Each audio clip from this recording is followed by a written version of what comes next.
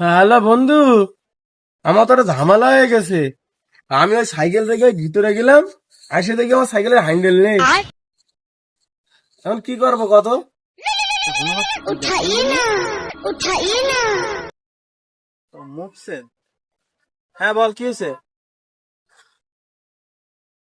কি?